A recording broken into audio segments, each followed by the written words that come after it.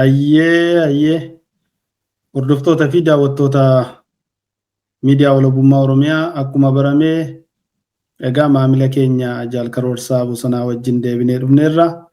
Guyyaa har'aa haala yeroo gamtaa nafxanyootaatii fi kaaba gamtaa nafxanyootaatiif kaaba impaayera Itoophiyaatii fi OPDO haarawaa akka jedhu irratti marii Jaal Karoorsaa Bosonaa wajjiniin gaggeessinaa. Nu waliin turaa, nu hordofaa, share, like, subscribe gochuudhaan YouTube keenya bira dhaabbadhaa.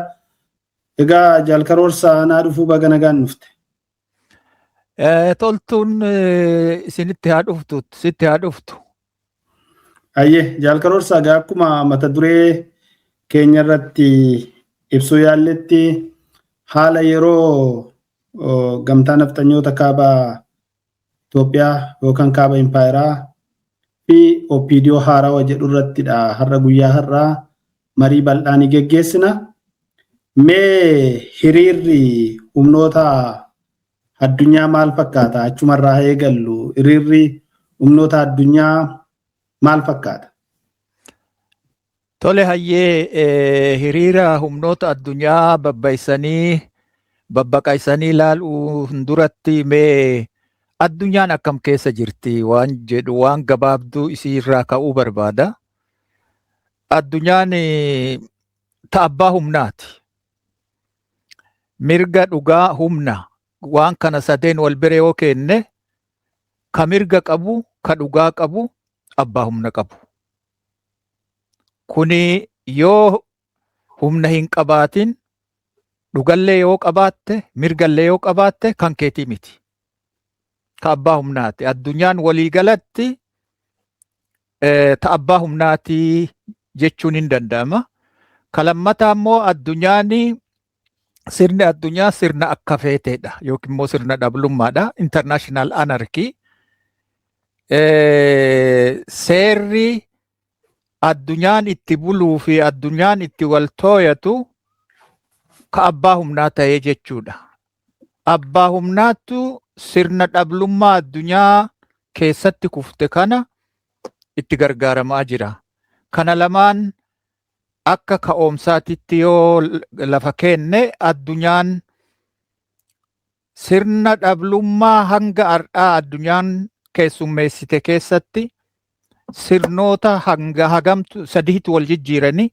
Sadeen kana gaggabaabsee irra ba'uun barbaada. Kanarraa yoo kaane malee dhimma gaafa Afrikaatii fi impaayera Itoophiyaa rogaan hubachuun, sonaan hubachuun waan hin danda'amneef.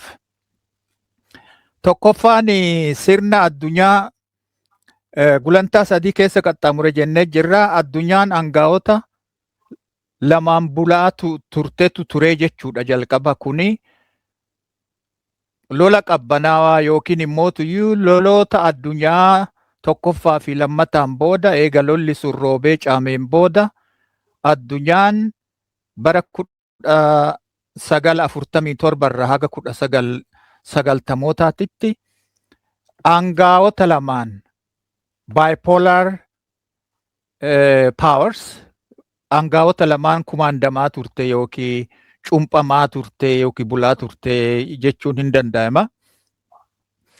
Humnoonni lamaan kunis USSR tokkummaa Sooviyeet ka duraaniitii fi USA United States of America.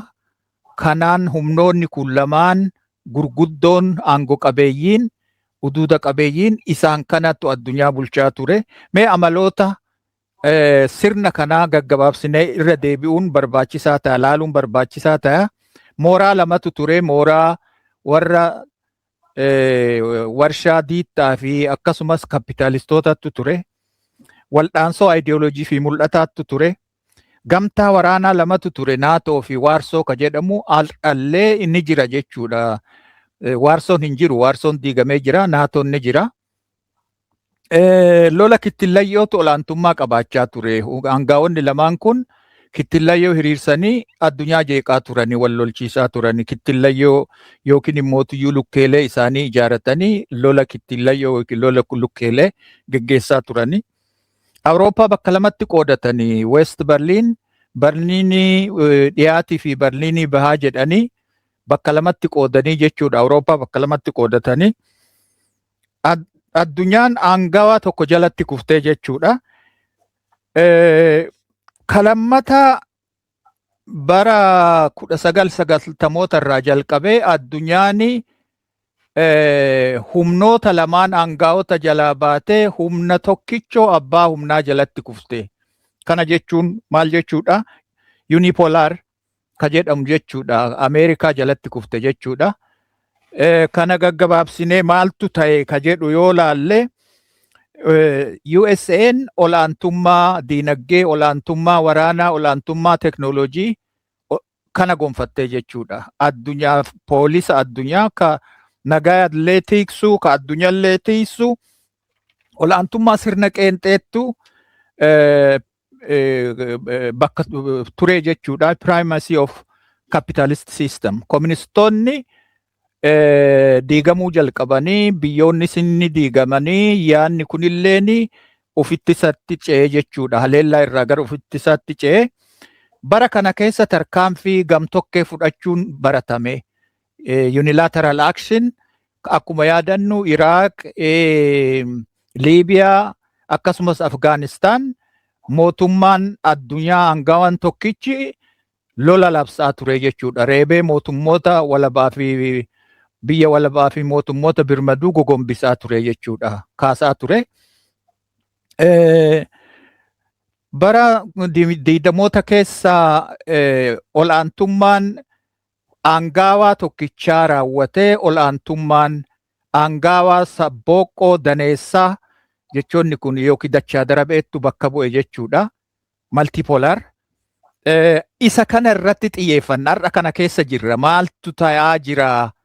Addunyaa irratti maaltu ta'aa jira? Gaafa Afrikaa irratti maaltu ta'aa jira? Impaayera Itoophiyaa keessatti maaltu ta'aa jira ka jedhu rogaa fi sirnaan hubachuuf isa kana irratti gadi jabeessuun barbaachisaadha. Mee iddoo amma warreen Ameerikaan fakkeenyaaf olaantummaadhaan waraana ishee irratti rabsitee lolaa turte sun fakkeenyaaf Afgaanistaan, Liibiyaadhaa fi Iraaq ka jennu kana bakka sanatti amma Ameerikaan olaantummaa ishee argatteerti, lafa barbaadde sana akka barbaaddetti oofteerti. Har'a Iraaq tasgabbii malee jirti. Iraaq illee tasgabbii hamma tokko qabdi. Liibiyaan tasgabbii malee jirti. Afgaanistaanis immoo ofirraa lolanii waan sila Ameerikaan gaaf sana gooteef humna sana bakka sanatti hin deebifne. Ameerikaan olaantummaa ishii bakka sanatti gonfattee akka barbaaddetti sochii sana raawwatteerti, akka barbaaddetti itti fe'achuu dandeessetti jechuun ni dandeenya. Hin dandeenyu. Maaliif wanni yaadamee durga mirga dhala namoomaatu sarbamee dimokiraasii immoo raabsinaa, addunyaaf raabsinaa, biyya diktaataroota jijjiirree gara dimokiraasiitti jijjiirra jedhanii ni hoongayan. Kana hundumaayyuu hin goone. Wanni bakka bu'ee jeequmsaa jechuudha. Liibiyaan hanga har'aatitti mootummaan caccabee jira. Jaarmayoonni mootummaa caccabanii jiranii, diinagdeen caccabee jira, uummanni buqqa'ee jira. Iraaq illeen akkasuma jechuudha. Afgaanistaaninuyyuu ofirraa qolatee deebi'ee aangoo qabatee jechuudha. So waan yaadan san jeequmsa uumuu fi addunyaa ibidda waraanaatiin bobeessuu malee bu'aan achi keessaa argame tokkollee akka hin jirre kana dhaggeeffattoonni keenya hubatuun barbaachisaadha. Hayyee kanarratti eega kana jedheen booda gara sirna amma keessa jirru kana sirna aangaa'ota sabbooqqoo dachaa darabee yookiin daneessa jennuun kana multipolar order kana laaluun barbaachisaadha jechuu. Amaloota kana yoo laalle waltajjiilee aangoo hedduutu dhalachuu jalqabee diverse power centers fakkeenyaaf Chaayinaa, Raashiyaa, Indiyaa, Turk, Jaappaan, USA dabalatee humnoonni kun global force humnoota iddilee addunyaati.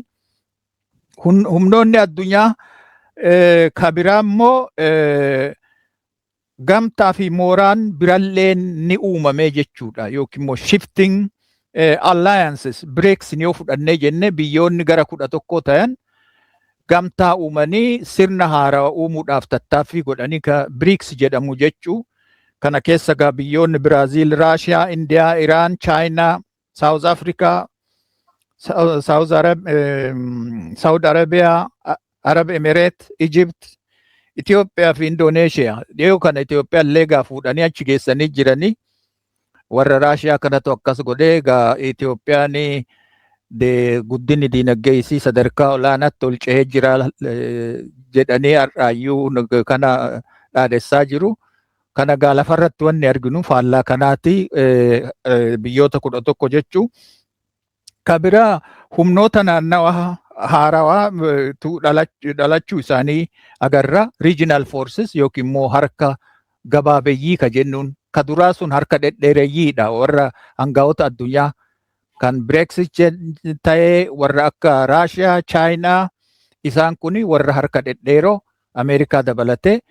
Ka lammataa immoo addunyaan humniti lammataa harka gaggabaabeeyyii ka jennuun Saudi Arabiyaa, Iraan, United Arab Emirates fi warri akka Egypt kun illeen humna addaa ta'anii as ba'anii jechuudha. Power centers ta'anii as ba'anii jiranii.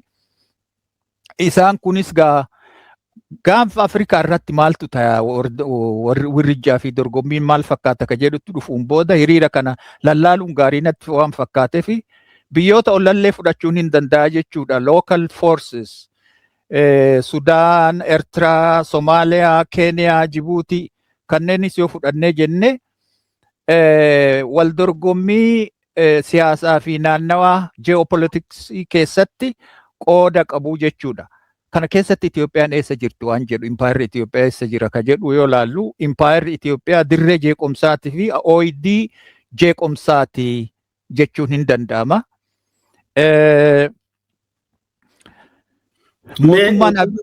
Otoo biran darbiin bakka akkuma namaaf ifa ta'utti BRICS fi fakkeenyaaf IMF warri Ameerikaatii fi warri Raashiyaa ammattiin deeman kana BRICS irboo isaan safarachaa jiran kan isaan diinagdee isaanii irraa argatanii ammallee liqiidhaan sabbata haadhaa jedhee Abiyyi illee yeroo baay'ee irraa dubbatu kun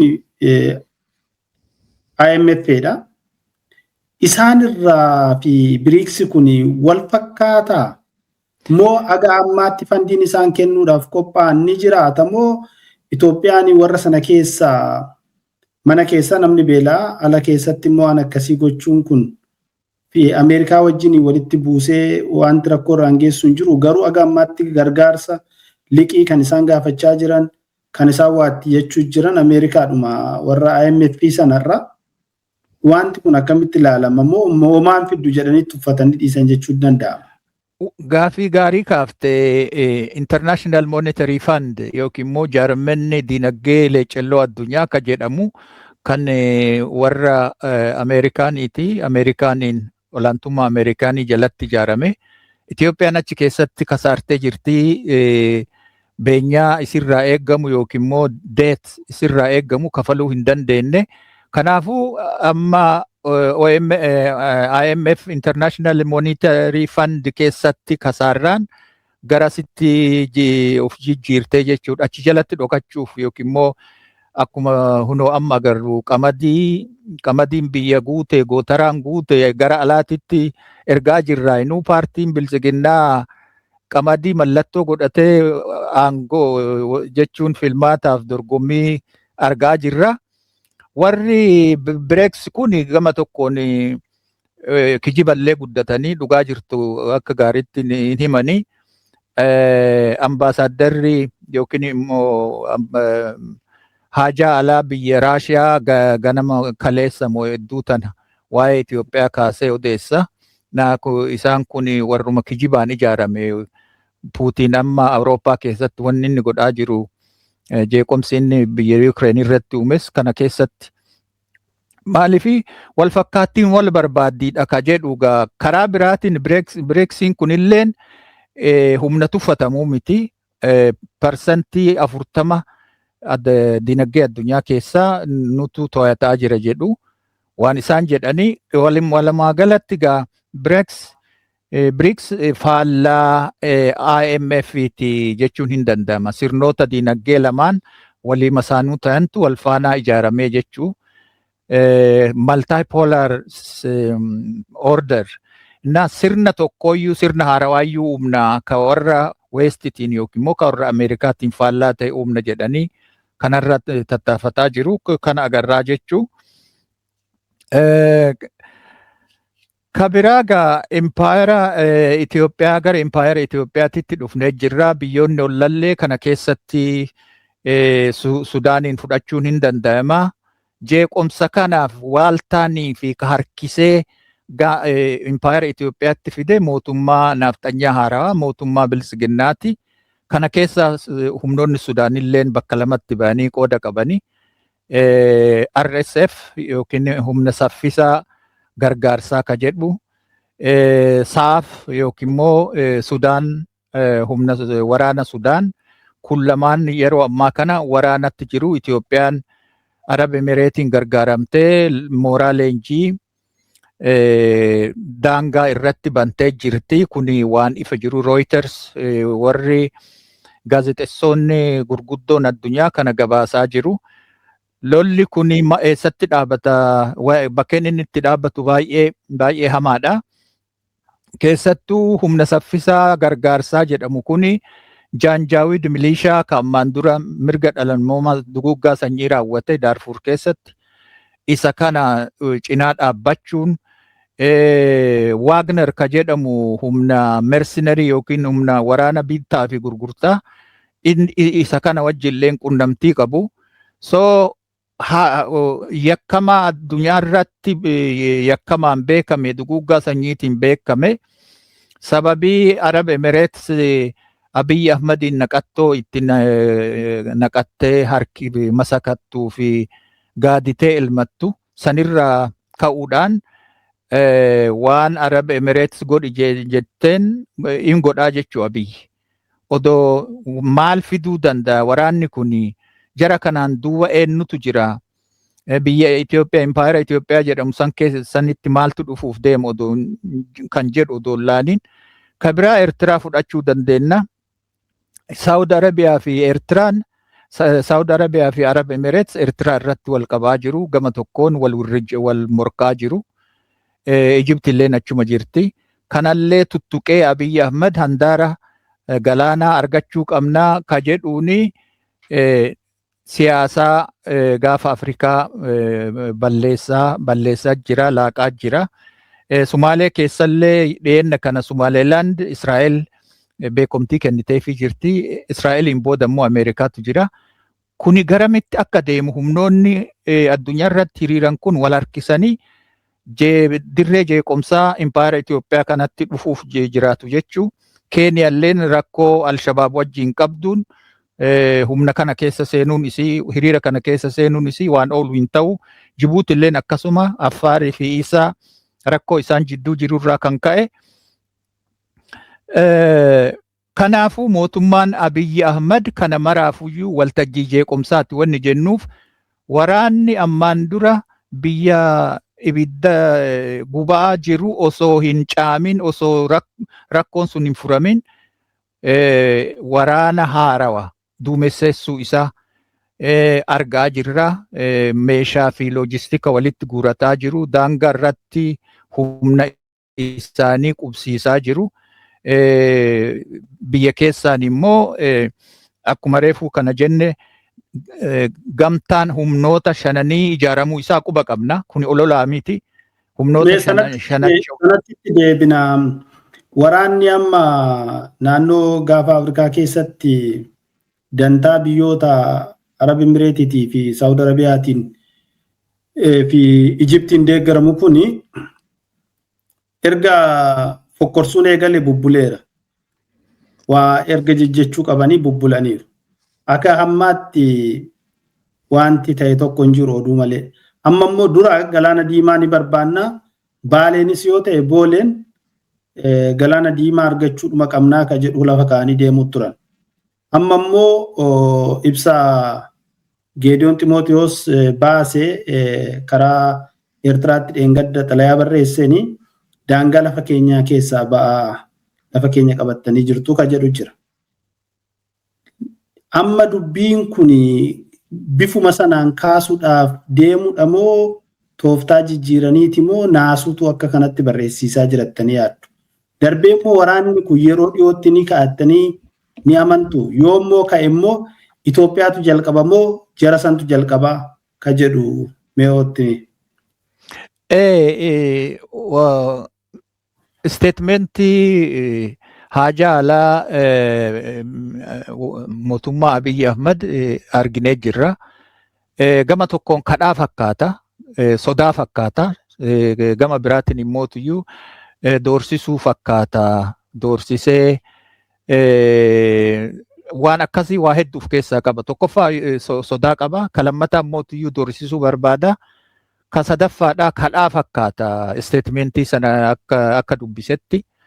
So tokkoffaa waa'een kuni achirratti maal jedha? Mootummaan Eertiraa biyya walabaa qabatee jira, biyya kiyya qabatee jira, daddaffiidhaanii achi keessaa bahuu qaba jedha. Ka lammataa humnoota biraa narratti ijaaraa jira, kana dhaabuu qaba.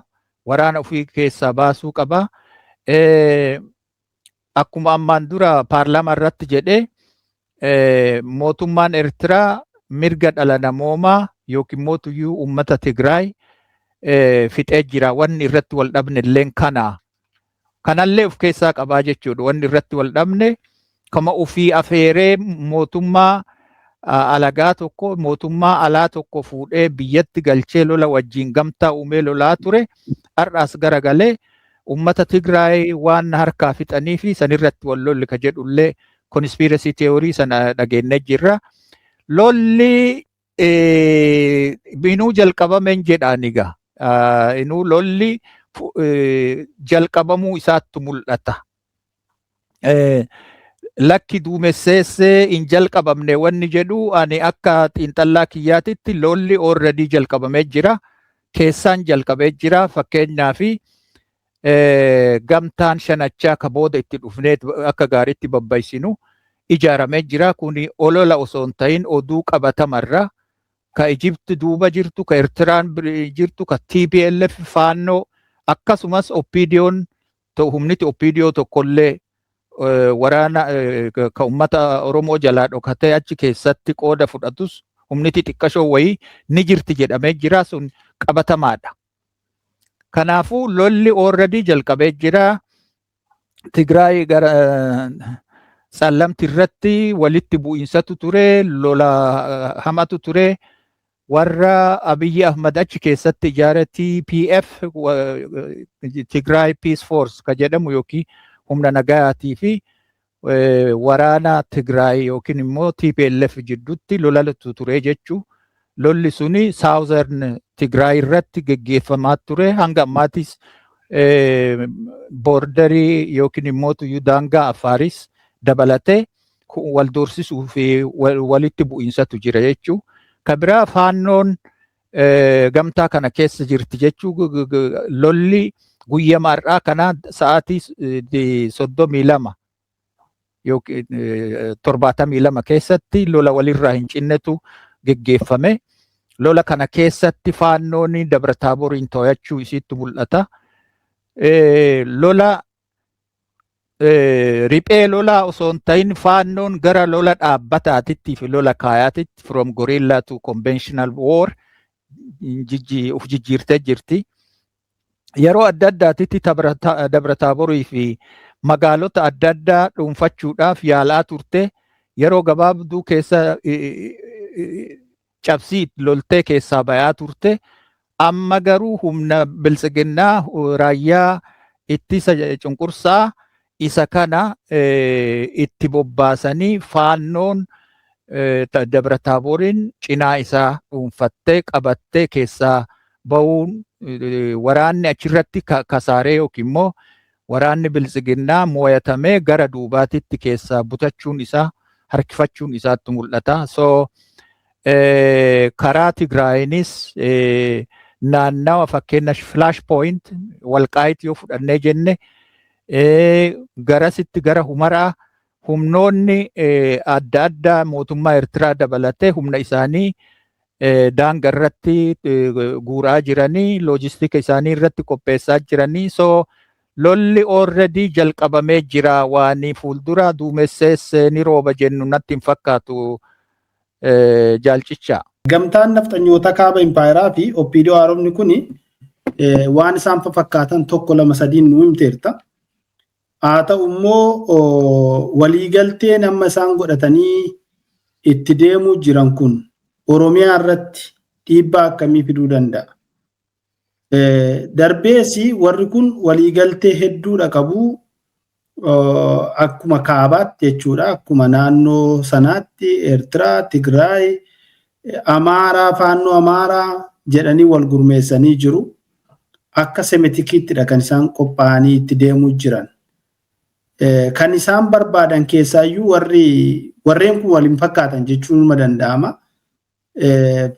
Faannoon impaayera deebisuudhaaf kan isheen sochootu. Jechaas turte. Olaantummaa keenya durii kan abbootii keenyaa deebifnaa jechuutu jiru. Warri TPLF immoo federaalizimiidhaan buluu barbaannaa waan jedhamu faatu ture. Garuu sun ta'ee hin argamu. Amma immoo Eertiraan biyya biraadha. Akkuma kaabaatti yookaan akkuma sanyii warra semetik jedhamu sanatti wal gurmeessanii deemuu jiru. Kan isaan gamaa jiraniif eenyuuf nuuf immoo giddugaleessa sana qabatanii qabeenya Oromoo sana saamuudhaaf xiyyeeffannoo biraa qabu immoo haalli kun akkamitti ilaaltame kana giddugaleessuma. Maaltu ta'uudhaaf deema? Maaltu immoo Oromoo irraas eegama jetta? Hayyee kana kuni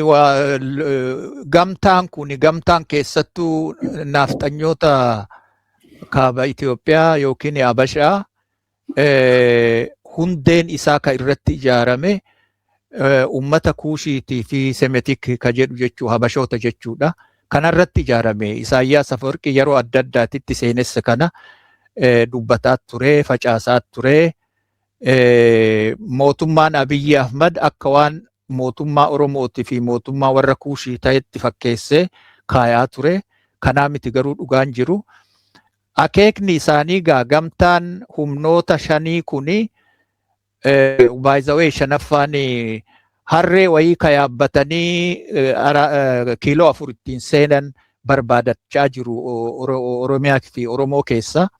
Kuni amala isaaniiti OPDO haara tolfatanii deemuun harree wayii ka yaabbatanii biyya Oromiyaa keessa seenan. San amma qaqqaadhimachuu isaanii dhageennaa jechuudha. Kun ololaa miti. Qarayyoota tokko tokko ka ummata Oromoo jalaa dhokatanis yookiin immoo waraanuma bilisummaa Oromoo jalaa dhokatanii humnoota walabummaa fi bilisummaa jalaa dhokatanii achi keessa lillixan wayiitu jiru kuni qabatamaadha. Wanni irratti waliigalan illeen waan lakkaa'uun hin danda'ama. Tokkoffaa caasaa ajaja olaanaa tolfannaa jedhanii already ka duuba leadership itti kennu yookiin kana qindeessu mootummaa Eertiraatii fi TPLF command structure. Kalammata logistika qabaachuu qabnaa diinagdee ta'ee horii yookiin immoo meeshaa wal gargaarsa ka jedhu.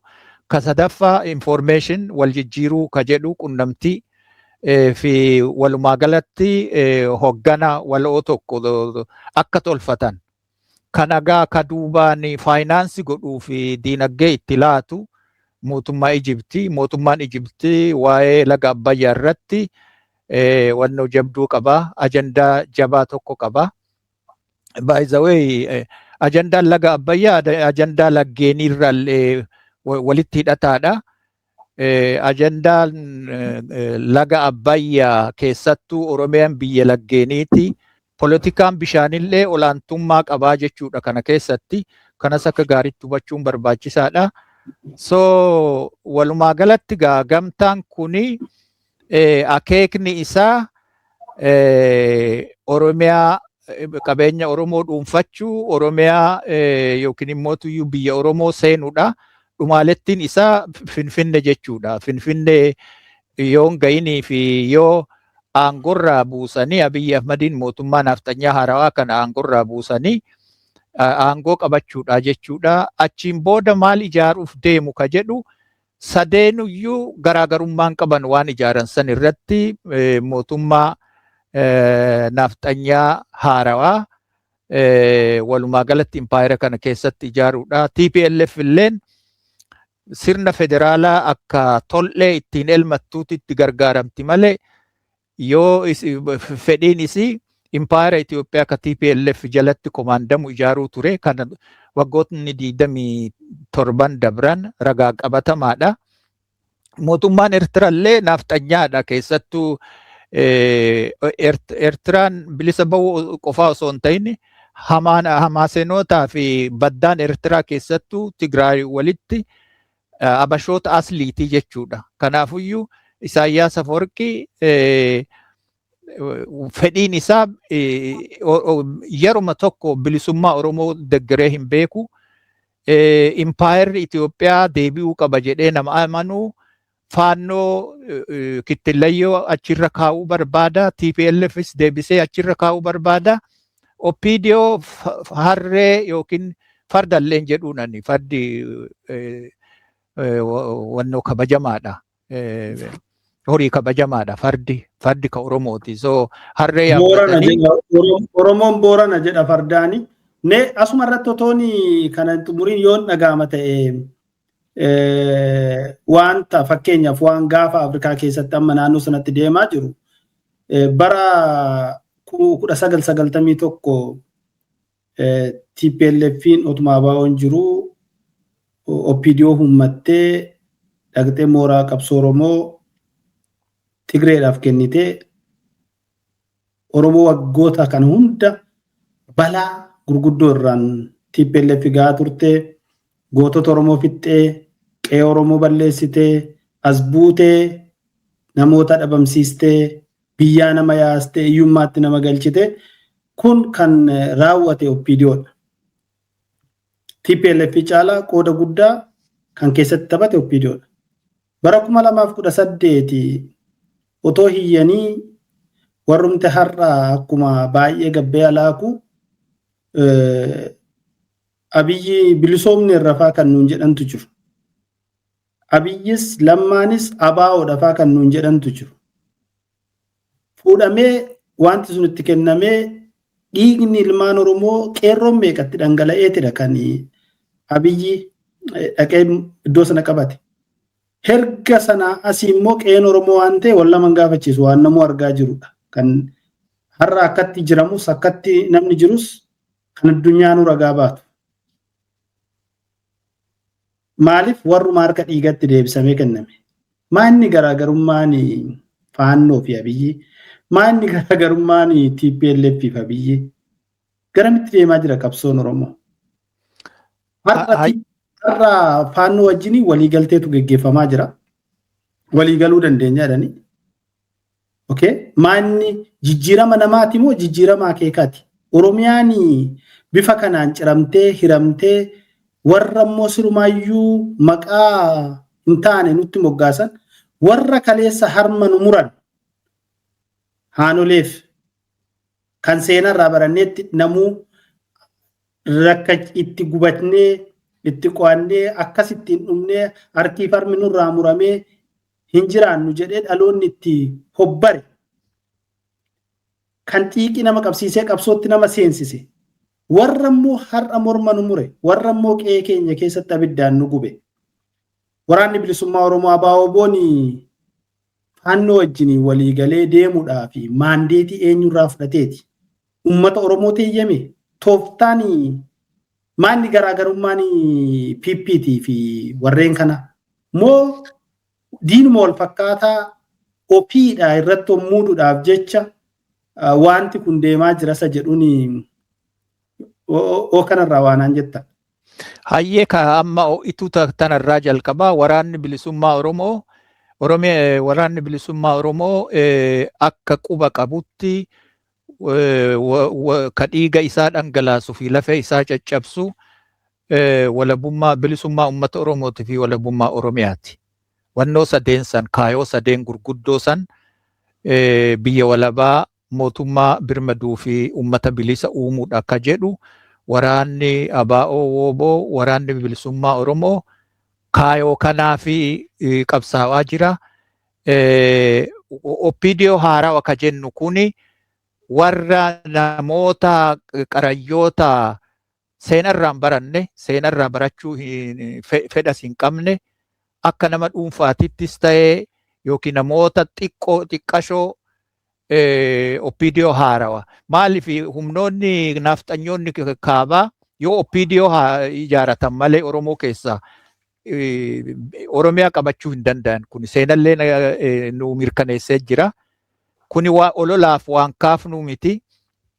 Ijjannoo waraana bilisummaa Oromooti miti kuni faannoo wajjillee qunnamtii akkasii waraanni bilisummaa Oromoo hin qabu. Namoota dhuunfaa xiqqashoo wayii ka waraanas dhokatanii yookiin uummata Oromollee dhokatanii bakka bakkaa funaanaman warri akkasii sun qunnamtii gamtaa nafxanyoota kaabaa keessa jiraachuu isaanii ragaadha. Ragaa qabatamaa tu jira. So kanarraa kan haga kana eega jedheen booda. Maaliif miidiyaa irratti ba'anii dubbachuu jiru bare Jaalkaroorsa? Waraanni quba hin qabu jechuun hin danda'amu. Miidiyaa irratti ba'amee waliigaltee uummachuun ni danda'ama. Kanas immoo waliigaltee numa qabna. Qaqallaadha faa ana wajjin miti faa kan jedhamutu ture. Lakkigaa namoonni sun namoota dhuunfaati malee waa'ee waraana bilisummaa Oromoo bakka hin bu'ani. Namoonni akkasii sun namoonni dhuunfaa kittillayyoo alagaa yookiin nafxanyoota ta'uun waan haarawaa miti. Warri gabbaanii waan akkasii odeessanis uummata misinform godhaa jiru jechuudha. Uummata dhamaasaa burjaajessaa jiru. Kanaafuyyuu kan namoota saniiti miti. Officially waraanni bilisummaa Oromoo ka qabsoo geggeessuu fi bilisummaa uummata Oromootii fi walabummaa Oromiyaati. Ka waraannis itti beeku, ka hundumti kennayyuu itti beeknu, ka Oromolleen itti quba qabu kana.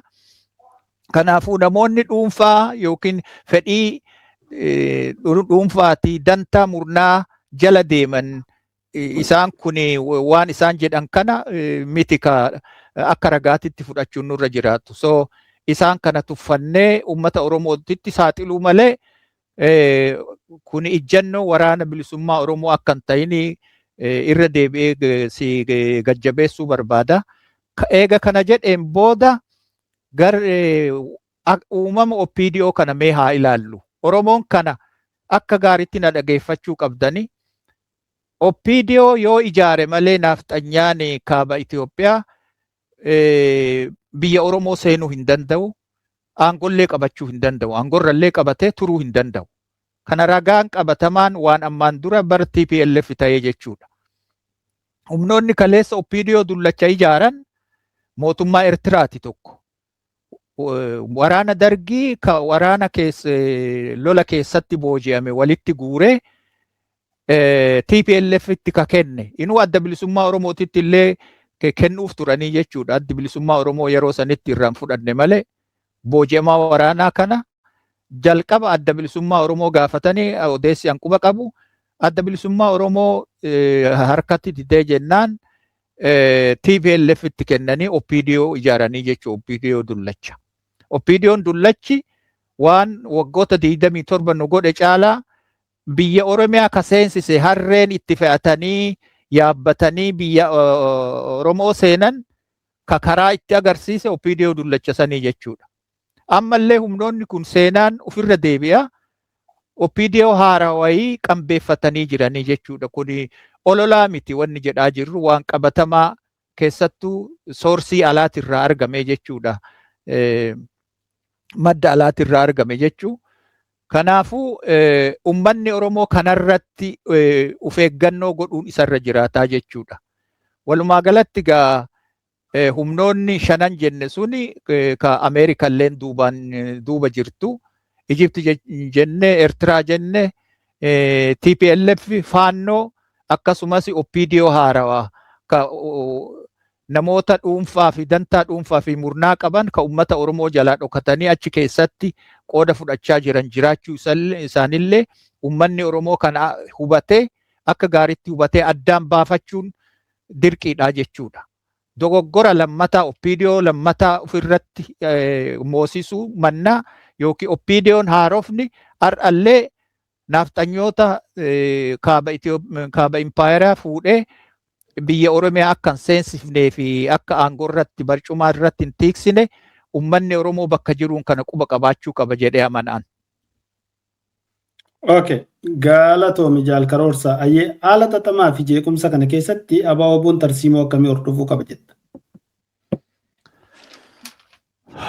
Well, kuni gaafii haadha ajjeeftutti dhufnee yaada du'aa fi jireenyaa Oromoon haadha ajjeeftuu jedhaanii existential question garasitti dhufnee jechuudha. Haala xaxamaa fi rakkisaa kana keessatti hennaa impaayerri Itoophiyaa dirree jeequmsaatii fi wal dhibdee ta'utti haala hammaataa keessatti ba'aan guddaan waraana bilisummaa Oromoo irratti kufe. Ba'aan guddaan ummata Oromoo fi waraana bilisummaa Oromoo irratti kufe. Keessattuu sabboontota Oromoo, qabsaa'ota Oromoo irratti kufe jechuun hin danda'ama. Tokkoffaa qabsaa'otaa fi warraaqxonni akkasumas waraanni bilisummaa Oromoo ABO jechuu kiyya mootummaa PP aangorraa kaasuun murteessaadha. Yeroo jalqaba ka dura tarkaanfiin hinikkaan yookiin diina hinikkaa aangorraa kaasuudha. Maddi jeequmsaa fi rakkina kana hundaatu mootummaa naafxanyaa haarawaa ka Abiyyi Ahmadiin geggeeffamu. Mootummaan kun ummata Oromoo irratti duguuggaa sanyii raawwatee jira, raawwachaa jira. Jalqaba ka uf jalatti nyaatee fi fixe ummata Oromooti. So diina Oromoo hinikkaadha. Inni kun aangorraa kaasuun murteessaadha. Kalammataati. Sirna naafxanyaa baattoo sirna impaayeraa yookiin kolonummaa ta'e kana ofirraa kaasaa uf humneessuudha. Gara humnaatitti uf jijjiiruudha. Addunyaan tuni waa sadii kaafnee turre jalqaba irratti yoo yaadatte mirga, dhugaa, humna. Addunyaan ta abbaa humnaati. Biyyiitti amma keessa jirru tunis ta abbaa humnaati. Mirga qabaannee, dhugaa qabaannee hin lakkaa'amu. Ka lakkaa'amu gara humnaatitti uf jijjiiruudha. Humna siyaasaa fi waraanatti uf jijjiiruudha. Bifa hundaanuyyuu. Kana qofaa osoo hin ta'in humnoonni naafxanyaa kaabaa daangaa Oromiyaa cabsanii akka hin seenne ummanni Oromoo waliigalatti waardiyyaa, ABO'n waardiyyaa, inuuyyuu dirree ankaaksaa jedhamu yookiin mootiyyuu dirree walhankaaksaa ka jedhu kana nan afaan Oromooti. Buffer zone ka jennuun jechuudha. Diinni alaa dhufu kun daangaa Oromiyaa cabsee akka hin seenne sararaa tokko itti godhu. Fakkeenyaaf laga Abbayyaa ce'uun qabdu yookiin mootiyyuu Matakkalii fudhachuun dandeetta. Matakkalis lafa Oromiyaati, daangaa Oromiyaati. Achirra as dabruu sirran jiraatu daangaa itti godhuu qabdaa jechuudha. Daangaa itti godhee wallo seenuu hin qabdu. Wallo seenuu hin qabdu. Kaabaa kibbaan bahaa dhiyaan jechuu kiyya. Daangaa Oromiyaa waardiyyaa daangaa Oromiyaa ta'uun barbaachisaadha. Kanaafuu dirree walhanqisa buffer zone ka jedhu san itti tolchuun ammumarraa itti yaadamuun barbaachisaadha ka jedhuun kaaya. Ka biraa gamtaa diina lamaanii lagachuudha. Mootummaa biltsiginnallee mootummaan biltsiginnaa mootummaa naafxanyaa haarawaati. Abiyyi Ahmadiin geggeeffamu kun diina hinikkaati jennee jirra. Gamtaa kana keessatti illee Oromoon qooda fudhachuu hin qabu. Ka keessa jiru keessaa bahuu qaba. Dhumarratti waamicha illee ni goonaa fi sabboontota quuqama saba isaanii qaban. Ka naafxanyoonni haarofni bifa haaraa naafxanyoonni kaabaa deebi'anii akka Oromiyaa hin yaabbanne, uummata Oromoo hin yaabbanne hundumtuyyuu ka biltsiginnaa keessa jiranillee keessaa bahuun irra jiraata. Biltsiginnaa lagachuu qabani. Gamtaa naafxanyoota kaaballee lagatamuu qaba. Ka biraa ka godhamuu qabu gamtaan tarsimoo humnoota kibba impaayera kushitik jechuun illee ni dandeenya.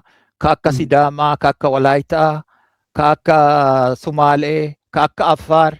Humnoonni kun gaafa Oromiyaan kuftee fi gaafa uummanni Oromoo cabe wajjin cabanii gamtaa kana daddafanii ariitiidhaan gamtaa kana ijaaruun keessattuu humnoota naafxanyaa kaabaa kana dura dhaabachuuf gamtaan uummata kibbaa barbaachisaadha. Utubaa Oromoo jalatti jechuudha. Oromoon ABO'n utubaa ta'uu irra jiraata. Utubaa tarsimoo ta'uu irra jiraata. Utubaa alaayansii kanaa yookiin immoo tuyyuu gamtaa kanaa ta'utu isarra jiraata. Kanarratti hojjechuun dirqama ta'a jedhee amana. Hundumti kennayyuu qarayyoonni Oromoo, qabsaa'onni Oromoo, sabboontonni Oromoo, uummanni Oromoo waliigalatti gamtaa walabummaa fi bilisummaa yookiin humnoota cunqurfamanii kana ijaaruu keessatti daddaffiidhaan irratti qooda fudhachuun barbaachisaadha. Marii jalqabuun barbaachisaadhaan jedha. Kabiraa tarsimoo ABO WOBO'n hordofuu qabu maali ka jedhu tarsimoo tumsa dideessummaa hidhannoo hordofuudha. Maal jechuudha? Tarsimoo humna dideessummaa hidhannoo strategy of armed neutrality kana hordofuutu isarra jira jechuudha. Haa wal fixu bineensi naafxanyaa bineensa siyaasaatti wal nyaata. Har'a walii galee gamtaadhaan dhufuun isaanii mala borummoo walitti garagala. Wayita inni wal unkutuu fi wal shigidu kana itti dhiisii ilaalfadhu. Hojii kee hojjedhu. Hojii kee hojjedhu. Oromiyaa dhuunfadhu. Humnatti uf jijjiiri.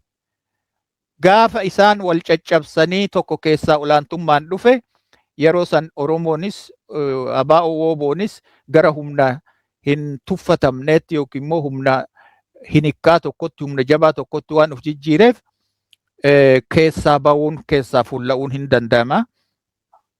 Walumaa galatti egaa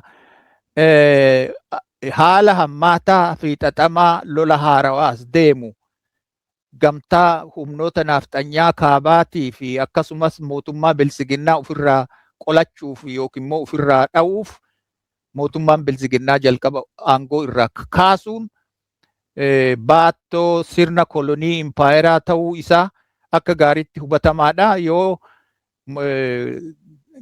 biyya tana dirree jeequmsaatii fi waltajjii rakkisaatitti walxaxaatti ka jijjiire maddi rakkoo mootummaa naafxanyaa haarawaa ka Abiyyi Ahmadiin geggeeffamu waan ta'eef kun jalqaba aangoo irraa ka'utu isarra jira ka jedhu kanuma jedha. Kanarratti jaalchicha gaafii deebisee fi deebisuu dhabee hin beeku.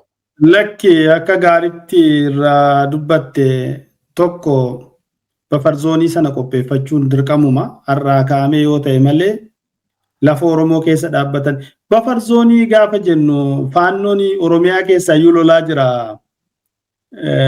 Har'aa Oromiyaadhuma isuma impaayera sana keessatti kun lafa Oromootii jedhamu seenee lolaa jira. Keessaayyuu Bizaamoo jedhamee naannoo Wallaggaa aanaalee hedduu qabatee achi keessa jira. Lafoota adda addaa keessa jira. Walloo keessa lafoota jiran irratti humna sanaan dhorkan yookaan immoo waliigalteen akka sanaa waan qophaa'ee jiru hin beeku. Yoo jiraates qaamni silaa dhimmi isaa ilaallatu waan sana irratti dubbachuu danda'a. Gaafii babbareedduu kaastan fakkeenya warra uummata kibbaa kushitik warra ta'an kun walitti dhufanii humnoonni kaabaa bifa kanaan gaafa qindaa'aa dhufan yeroo hundumaa rafanii eeguun of dagachuun cabinsi bana Minilik hunda keenya wajjin walitti nu mudate lammatallee deebi'ee dhufuudha waan danda'uuf. Kanaaf humnoonni kun kan walitti silaa fidee namoota kana wal hubachiisuu danda'u warra haala mijataa keessa jiru. Tokko warreen biyya alaa jiran. Lammata warreen paartii siyaasaa ta'anii magaalaa keessa ta'an. Oromoon kun amma calliseetuma deemaa jiramoo? Qophiin fakkeenyaaf kallattii adda addaatiin dhimmoota kanarratti jiran baay'inaan mul'ataan jira waan ta'eef yeroo lolli gara kaabaatti jalqabamee amma deemaa jiru kana keessatti humni waraana bilisummaa Oromoo akkamittiin of ijaaruu qaba jettaati. Lola kanatti kallattiidhumaan itti hirmaachuudha qabamoo tooftaalee mataa isaatiin keessoo isaatiin akkaataa silaa humna isaa ittiin jabeeffatu irratti amma fakkeenyaaf baadiyyaalee Oromiyaa keessa baay'ee keessa waraana kaasee deemuu jira baay'inaan. Iddoo kana waraanni bilisummaa Oromoo yeroo kana aga tokko waa ni argata. Akkamittiin of ijaaruu qaba waraanni keenya? Caalmatti akkamittiin Oromiyaan akka harka alagaatti hin kufneef warreen isatti diina inni kaafunaanan kana fuuldura dhaabbachuu akkamittiin danda'a isa jedhu gabaabsiteetuma namte. Ilaa dura gaafii kanatti dhufuu kiyyaan duratti faannoo bakka lamatti bayaa yookiin bakka lamatti baasee namoota laalantu jiru. Kuni qalaxa. Faannoon tokkuma. Inuu Abiyyi Ahmadis ta'ee faannoo ijaares ka ijaaree bobbaasee hidhachiisee bobbaasee Abiyyi Ahmadi. Kanaafuu Bizaamoo ka jiru kuni faannoo Abiyyi Ahmadii, ka biraammoo gama jiraa faannoo dhugaatii, faannoo dimokiraasii fi qabsoo godhu warri jedhani warra ummata Oromoo burjaajessuu barbaadan. Faannoon tokkuma lamaa miti. Bizaamollee ka lafa Oromiyaa keessa Bizaamoo jedhee maqaa itti moggaafatee irraa murachuudhaaf annexation yookiin immoo qaddootti ganaa waan jedhu san jiraami. Saniin lafa Oromiyaa fudhachuu ka barbaadu faannoma wannoo lama hin qabu. Maaliif faannoon kun warri Bizaamoo jedhan kun keenya miti maqaa keenya bakka hin buudhanii maaliif ibsan baasin? Isaanuma ummata san yeroo adda addaatitti ka ummata fixanii seenanii ummata fixanii qabeenya ummataa saamanii gara biyya isaaniitti deebi'an faannoon booqaan qabu. Kanaafuu warri faannoon lamaa faannoo dhugaatii fi faannoo dharaatii faannoo fira keenyatii fi faannoo diina keenyatti jedhanii addaan baasu warra ummata Oromoo dhamaasuu barbaadan. Kanaafuu faannoon lafa Oromiyaa Bizaamoo jedhee lafa Oromiyaa falmataa jirus diina Oromooti, diina Oromiyaati. Ka biraa Walloon yoo fudhannee jenne karaa Wallootiinis karaa immoo Dharraatiinis karaa Shawaatiin naannawa Dharraatitti faannoon seenee jira. So taakkuu takka keessa lafa Oromiyaa faannoon seenuu hin qabu. Taakkuu takkitti ummanni Oromoo waraanni bilisummaa Oromoo yoo faannoon daangaa cabsee lafa Oromiyaa seenee jalqaba ka of keessaa rukutuu qabu isa. Kana gadi jabeessuun barbaada. Kana yoo jennu diina hinikkaa dhiisee faannoo haa lolu jechuu miti. Faannoo fi bilisiginnaan haa wal shigidanii. Biyya Amaaraa keessatti fakkeenyaaf wal fixaa jiru mi'am haa fixanii wal haa fixanii. Tigraay wajjillee wal haa rukutanii rakkoo keenyaa miti. Eertiraa wajjillee wal haa rukutanii. Kanaafuu akka leencaa ribxee uf jabeessaa humna kan kee kuufatte lafaa galda'uun tooftaa amma reefuu tana strategy of armed neutrality kana hordofuun Oromoon waliigalatti ABO'n kana hordofuu qaba yaada jedhu qaba. Gaafiin lammataa irra naa deebi'i ta duraattu na hawate. Gaafiin lammaffaa yeroo irraa deebisteerta already. Yeroo diinonni keenya diinni inni kaalachuu walitti amma fakkeenya warri kaabaa fi faannoo PP'n wal lolan kana naannoo Oromiyaa keessaa waraana tokko kaasee gara sanatti godaansisaatii jira.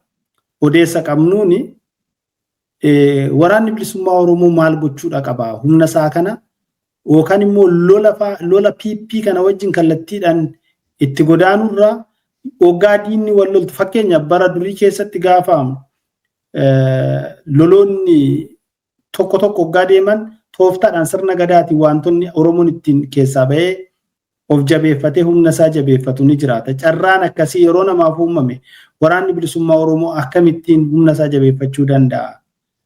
Qisaasamarra akkamitti humna ta'ee diina garasitti wal dadhabsiisee dhufe kana irra aanuudhaaf tooftaalee akkamii fayyadamuu danda'a? Kana innuu itti beeka waan itti lallabnullee hin qabnu innuu itti beeka. Buutii lafa buute ulee lafa guute maal hayya jedhe kuni eebba abaarsa fakkaattu. Kanaafuyyuu haa walitti guuratu boordoo walitti haa guuratu gadhiisee haa ba'u. akkuma reefuu tana jenne yeroon itti haleellaa geggeessaniifis offensive itti geggeessanii fi lafa Oromiyaa itti dhuunfatanis daangaa hankaaqsaa walanqisaa san itti uumanis haala mijatutu carratu argamaa jechuudha. Balaa keessa carratu jira. Carraa kanatti gargaaramuu waraanuu ni beeka waan godhu garuu hin beeka jenneetumaan callisuu miti. Oromoonis waliigalatti dhimma kanarratti uummanni Oromoo illee hidhachuu qaba. Hidhatee daangaa ofii ittisuu qaba. Kanaafuu bulguu haarawaa, bulguu dullachi irraa bu'ee ka ilkaan irraa caccabe, bulguun siyaasaa haarofni immoo ka ilkaan qaraa akka ittiin deebine kun waan dhimma waraana qofaa osoo hin ta'in uummata Oromoo waliigalaatiin jedha. Okay. Galatoomi Jaal Karoorsaa, egaa akkuma gaariitti irraa dubbattee waan baay'ee babbareeda irraa dubbattee barnoota gaarii yookaanis immoo hubannoo bareedaa ta'a jedhee namana. Dhumarratti yeroon keenya baay'ee waan deemee fi dhaamsa dhaammattu ni qabda. Homa jedhe san irra deebi'a. Tokkoffaa waraana uummata Oromootii fi wanni an dhaamu haala hamatu haala hammaatatu nutti as deemaa jira. Bineensi lama wal faanaa nutti amoommataa jira. Kana kun nu ajjeesaa jira. Kun immoo tuyyuu nutti as deemaa jira. Haala xaxamaa fi haala hammaatatu nutti as deemaa jira. Kanaafuu wooboo waraana bilisummaa Oromoo cinaa dhaabbadhuun jedhaan uummata Oromootiin. Cinaa dhaabbadhu, hidhannoo kee jabeeffadhu, diina kee addaan baafadhu, ijaaramuu qabdaa, hidhachuu qabdaa, biyya kan kee daangaa kan kee ittisuu qabdaa ka jedhuun dhaama. Ka jiru mootummaa bilisiginnaa naafxanyaa haarawaa ofirraa kaasuulleen naafxanyoota kaabaa Oromiyaa qabachuudhaaf yookiin biyya Oromoo qabachuudhaaf fudhachuudhaaf qabeenya Oromoo to'achuudhaaf deemanillee ofirraa qoladhuun jedha. Kalammata raayyaa ittisa biyyaati fi ittisa biyyaati miti ittisa naafxanyaa haarawaa jechuun ni danda'ama. Warri achi keessa jirtan qoraan ta'uun qabdanii, waraanaaf qoraan ta'uun qabdanii, alagaa lola isin ilaallannee fi lola alagaa keessatti dhumuu dhiisuu qabdanii. Bara baraan Oromoon qoraan lolaa ta'ee qoraan waraanaati. Qoraan ta'uun isinirra hin jiru. Eertiraa irratti dhiiga dhangalaaftanii bara Eertiraa fi wayyaaneen wal lolan Oromoon achi keessatti dhume lakkoofsan qabu. Baruma baraan ilmaan Oromoof guuranii akka qoraanii ibiddatti gubuun kun haa raawwatu ufillee dandamaa. Kanaafuu osoo isinitti hin barfanne, osoo isinitti hin bariine golgoloofne daddaffiidhaan waraana qabdan, meeshaa qabdan fudhadhaa gara ABO'tti makamaa.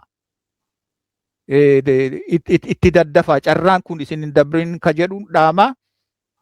Ka bira ABO'n akkuma ammaan dura jedhee yookiin immoo waraanni bilisummaa Oromoo gamtaa naafxanyaa haarawaa lagachuu akka qabu irra deebi'eetiniin gajjabeessuu barbaada. Namoota dantaa dhuunfaatiif yeroo adda addaatitti dantaa murnaatii fi dantaa saba Oromoo gurguratan kittillayyoo diinaa yookiin mootuyyuu OPDO haarawa uf keessaa saaxiluu fi haamilee isaanii qorqalbii isaanii cabsuun barbaachisaa waan ta'eef kanarratti Oromoon dammaqiinsaan eeggachuu qaba. Kanuman dhaama fixadhee jira Jaalchicha. Ayyee ulfaadhu Jaal Karoorsaa, egaa barnootaa fi hubannoo gaarii irraa argatu jedheen daawwattoonni keenya eega. Egaa daawwattoota keenya yeroo hundumaa galgala saatii tokko akka biyyaatti yookaan torbarratti oduu dhaabbata guyyaa hundumaa wanta taatee ta'aa jiru hundumaa waan oduu jiru sin dhageessifnaa oduu keenya sachirraan daawwadhaa. Gama biraatiin yeroo adda addaatti kontiineesli yookaan dhaabbataadhaan torbanitti guyyaa 4 afgaaffii hayyoota Oromoo, beektota xiinxaltoota siyaasaa fi namoota bifa adda addaatiin gaaffii ni goona. Kanas akka nu hordoftan asumaan dhaammanna. Yeroo gabaabaa keessatti haalota kana hundumaa injeffannee sinitti deebinaa ka jedhudha. Egaa waan nu daawwattaniifis guddaa ulfaadhaa. Jaal Karoorsaa asirratti argamtee haala kanaan afgaaffii nu faana gochuu keetii fi uummata keenyaaf waan barsiifamu sirna kanaan qindooftee waan nu barsiisteef galatoomii ulfaadhuu fayyaa ta'ii deemanii siin jedha. Ayyee atilleen ulfaadhu sagantaa bareedaa kanarratti naaf heeruu keetiif. Ayyee galatooma egaa ulfaadhu.